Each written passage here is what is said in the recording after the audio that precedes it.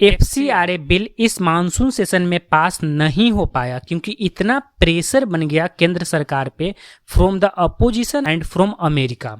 This legislation is clearly for targeting NGOs and minority institutions. FCRA ला रही है, इसके खिलाफ में हम पूरे विपक्षी लोग हैं। You can read here US congressman Riley Moore ने इस बिल को clear attack against the Christian बताया है एंड इवन उन्होंने कहा है कि अगर ये बिल पास हो गया तो हमारा रिलेशन खराब हो सकता है।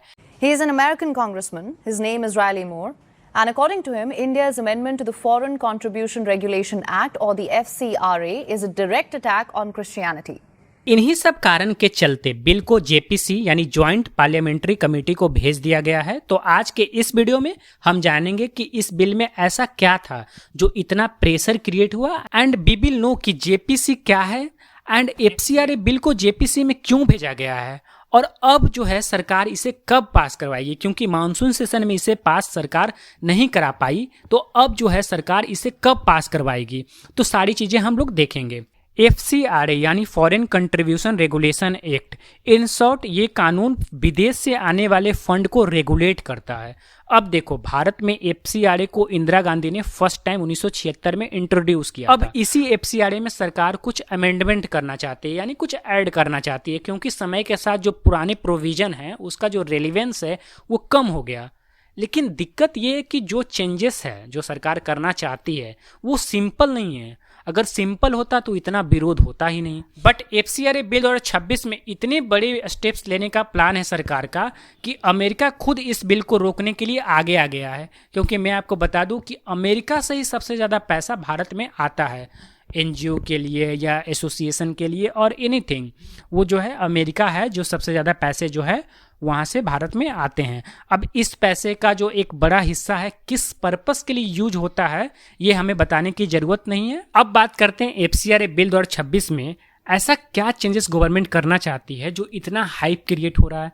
तो पहला चेंजेस तो ये है कि एनजीओ हो या एसोसिएशन हो जिसका रजिस्ट्रेशन कैंसिल हो गया या वो क्लोज हो गई है, उसके बाद जो उसके पास एसेट है उसको सरकार जब्त कर सकती है। इसके लिए सरकार एक नया जो है बॉडी का निर्माण कर रही है जिसका नाम रहेगा डेजिग्नेटेड अथॉरिटी।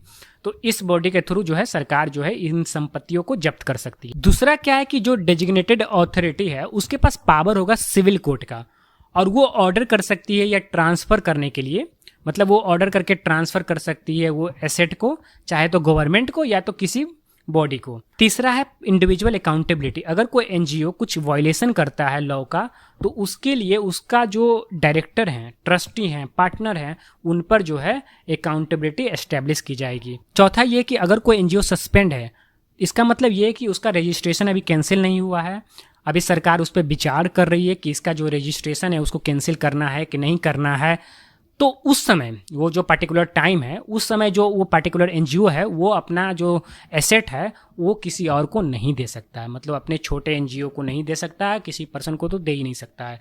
तो ये चेंजेस जो है काफ़ी बड़े स्टेप्स हैं इन द एफसीआरए। तो अब आप समझ चुके होंगे कि इतना जो विरोध हो रहा है उसका कारण क्या है। देखो पूरी तरह तो नहीं बोल सकते हैं लेकिन ये समझा जा सकता है कि ये जो प्रेशर क्रिएट हुआ, जो इकोसिस्टम क्रिएट हुआ है, इसी कारण से अमित शाह ने इस बिल को जेपीसी यानी ज्वाइंट पार्लियामेंट्री कमेटी को भेज दिया है। इसमें मोर और लेस 31 मेंबर होंगे, 31 मेंबर होंगे जिसमें 21 member from the Lok Sabha and 10 member from the Rajya Sabha होंगे। अब इस कमेटी में 31 मेंबर में रूलिंग पार्टी, अपोजिशन पार्टीज के जो एमपी हैं वो होंगे, साथ ही जो अफेक्टेड एनजीओ हैं, स्टेक होल्डर हैं, एक्सपर्ट हैं, इस बिल में जो भी प्रोविजन है उस पर डिटेल डिस्कशन करेंगे और एक रिकमेंडेशन या एडवाइस जो है तैयार करके सरकार को देंगे। अब सरकार का काम है इस रिकमेंडेशन को मानना या ना मानना, क्योंकि ये जो कमेटी वो सिर्फ रिकमेंड कर सकती है या एडवाइस कर सकती है, वो बिल को चेंज नहीं कर सकती। अब सरकार के ऊपर है कि वो जो रिकमेंडेशन कमेटी ने दिया है उसको मानना है कि नहीं मानना है। अब सरकार अगले session which is winter session में फिर से बिल को पास कराने की कोशिश करेगी विथ रिकमेंडेशन या विदाउट रिकमेंडेशन। तो इस कमेटी पे भी डिपेंड करता है कि ये जो कमेटी है वो जब रिपोर्ट सबमिट करती है तब देखा जाएगा कि ये जो रिकमेंडेशन है उसको सरकार मानती है कि नहीं मानती है। लेकिन ये है कि अगले विंटर सेशन में फिर से इंट्रोड्यूस किया जा सकता है। अब सरकार पे डिपेंड करता है, सरकार चाहे तो इसको कभी भी इंट्रोड्यूस ना करे, ये सारी चीज़ें सरकार पे डिपेंड करता है। जो भी अपडेट होगा इस टॉपिक पे मैं वीडियो बना के डाल दूंगा। Thank you, have a nice day.